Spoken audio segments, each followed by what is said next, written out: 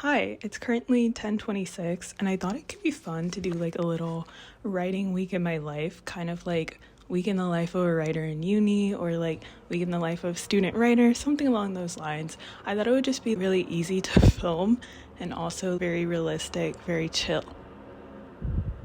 There's always some big truck outside. I don't understand, but we started the morning off run/walk outside. It's kind of cold, so didn't make it very far, but I was out there for like 20 minutes maybe, but then I was like, it's actually 45 degrees, like it's time to go back in. So I did my little run. I have some Dunkin' from the other day.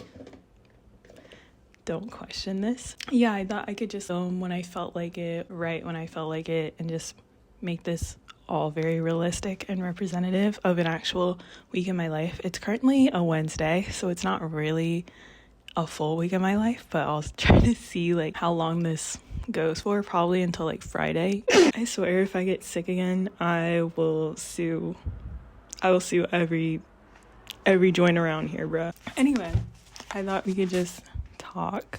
So last night I had some free time. Surprisingly, I had some free time. I like never have free time, but I finished all my work by like 9, I would say. I was really just stalling. Like I could have finished it earlier than that, but then I have this weird thing where when things are going well, I try to put it off to the last minute, because then it's like at the last minute I can't really make any changes to the work that I'm going to turn in, and so it just seems in my noggin like the more rational thing to do, even though it really just like wastes my time. I had some time yesterday, so I watched Overboard, the movie with Goldie Hawn and Kurt Russell. Kirk, I don't know. It was my first time watching the movie since I was, I think, 12 or so, and it's a rom-com, right?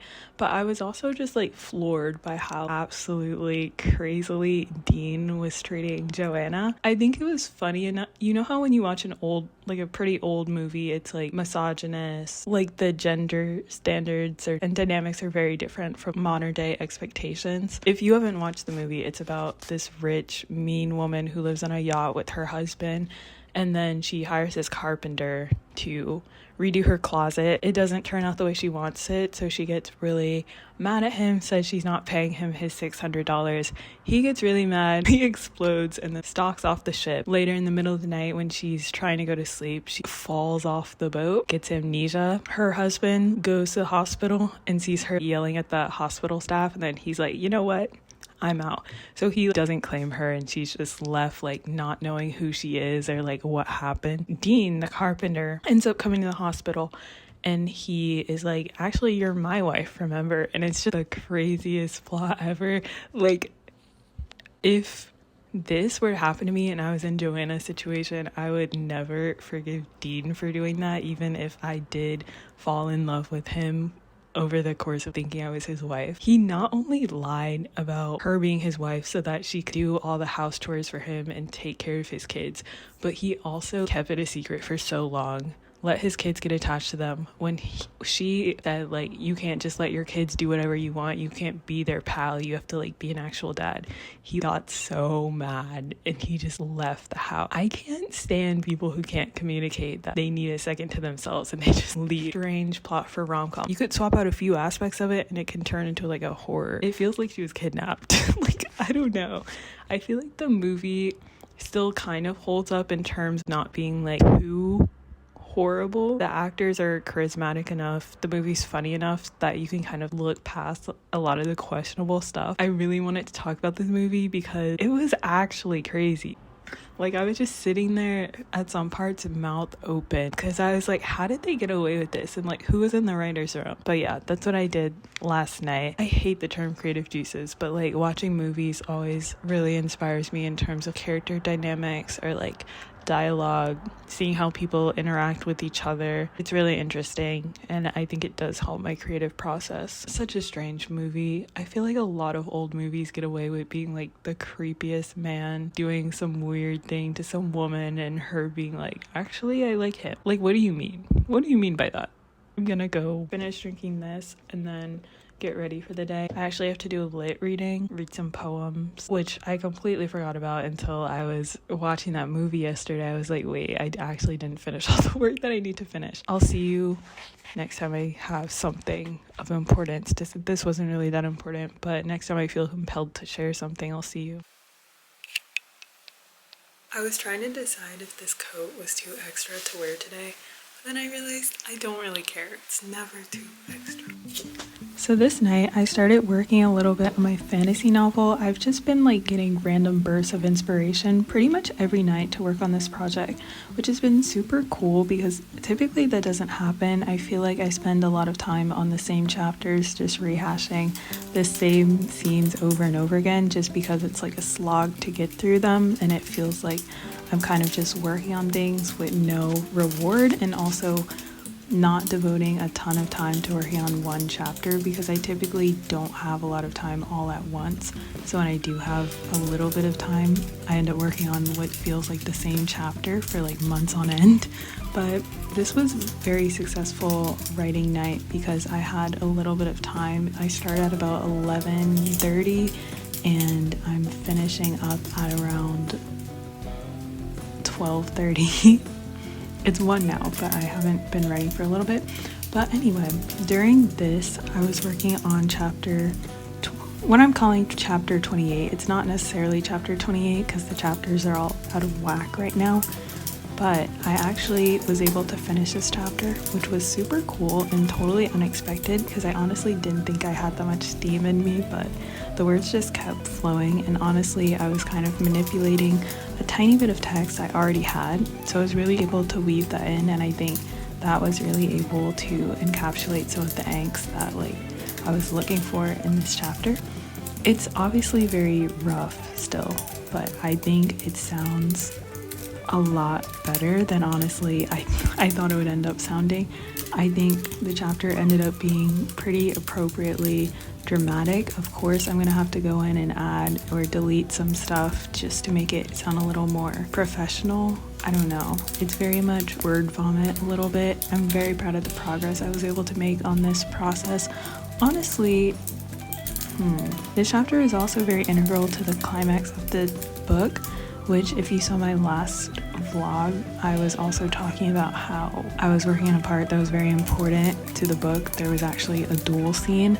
This scene is also super important to the book, so I thought it would take a lot longer for me to finish, but honestly I got through the entire chapter in like an hour. So now I'm moving on to what I'm calling chapter 29, and that's going to take a lot more work, I think, because chapter 29 I'm really going to be writing from scratch. It really doesn't carry over any of the previous work that I had from draft 1, so I'm kind of starting fresh. And while that's a little intimidating, I think it has potential to provide a fresh outlook on the book, which I'm pretty excited about.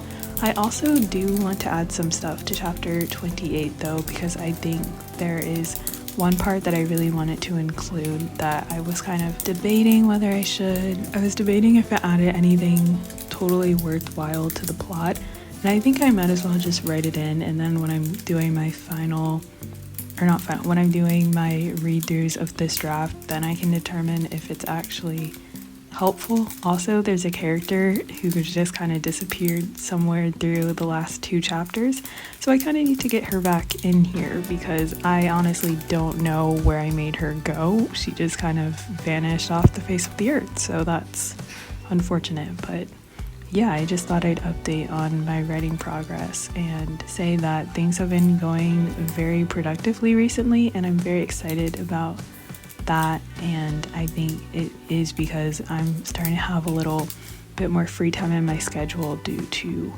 a break that's upcoming in my school coursework. Super exciting, super fun, good update. Okay, bye.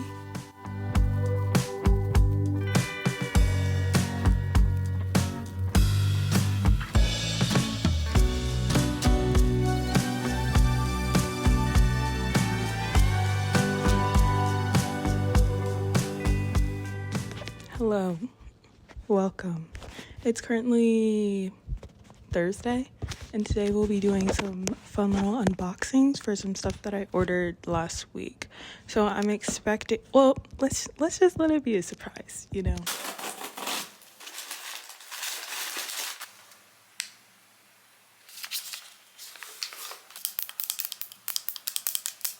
So this is a refill of the Sol de Janeiro that I already have. I got this perfume for the first time this summer and my current bottle is like gone. This is my current bottle of the Forty Teriosa by Sol de Janeiro. It smells so good.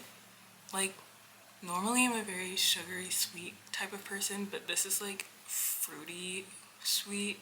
I was like, I'm gonna be out of it soon, and they were having a little free shipping thing on the website, so I was influenced. And normally I'm not, but I was gonna end up buying this anyway, so I was like, I might as well just get it.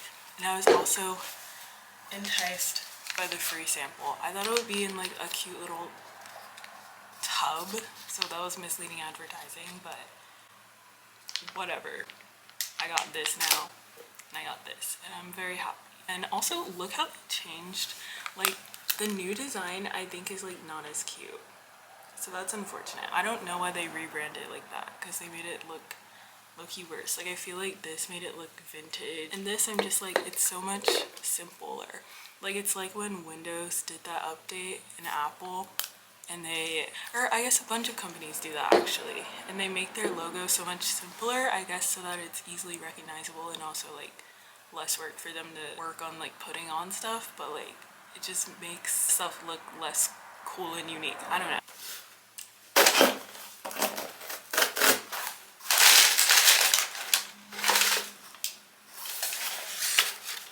Okay, hold on. This is not what I was expecting at all. I finally got my honey. That's so weird. I ordered this like a month ago, and I already have another honey, but I'm very happy because this one has the flip top. In the current honey I have, I got from this expensive grocery store. So it has like, you unscrew the lid and then have to dole out the honey. And it's so annoying because honey gets everywhere, and like honey isn't just something you can wipe off. So I'm really glad about that, but also that's annoying. That's really annoying. So the last things I got were the Cafe Bustelo 10-ounce some reusable K-cups. I have high hopes about them. They just look like this, and as far as I know, you just fill them with the coffee grounds and then use it like a regular K-cup. Throw out the beans when you're finished using, and then wash them. And this is my favorite coffee, the Cafe Bustelo Espresso.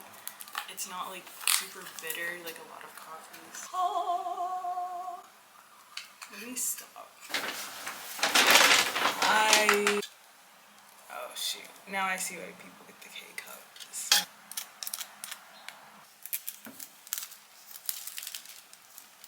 Okay, that literally wasn't hard. Awesome. Alright, we secured a cup, and I also brought my pumpkin Giovanni creamer. This is so yum. Okay, so let's see. Place this here. Fill this with water. Make sure it's completely pressed down. Okay, close that. Okay, this starts lighting up. We're gonna do a strong and do something good. Do something good.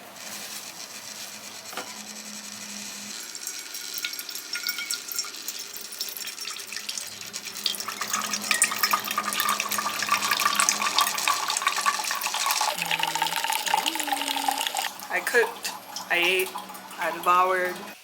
She's beauty, she's grace. Today is lined up to be a very chill day. I actually have one of my classes asynchronous, one of my classes we have a guest speaker, my other class is normal, and then after that I'm supposed to go to a coffee shop to try the seasonal flavors of matcha. Apparently there's a matcha that's half matcha, half pomegranate juice, and that actually sounds so interesting, and I feel like it would be the perfect balance of like bittersweet. Like, I feel like it has the potential to be really good or like just mid. I don't think it has the potential to be bad though. Hey, I'm so excited. Okay, bye.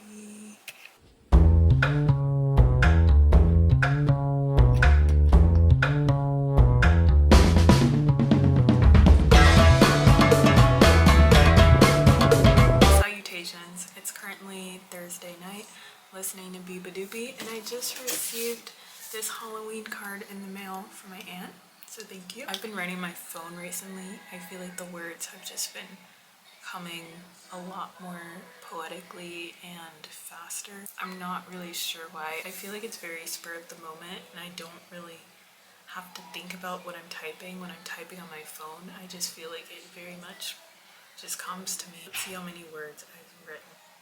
I guess this was just like kind of over the course of the day. I think I'm just gonna like sit here and keep working on this because I'm kind of on a roll right now. And do I have my computer right here?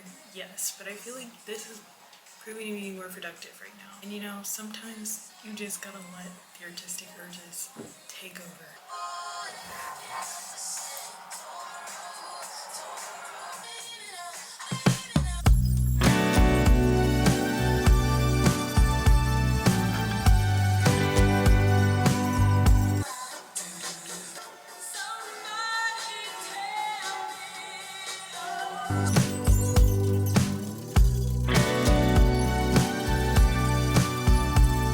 I feel like whenever I'm writing on my phone, I just get really weird metaphors, but it's kind of fun because I never know what's gonna come. I've been on my oldies kicks, so some Wham, some Earth, Wind and Fire. That's basically it. I feel like Earth, Wind and Fire were like so ahead of their time. Like every time I hear one of their songs, I'm like, the way this like instrumental is set up, like I've never heard anything like it. Now my SD card running out of space.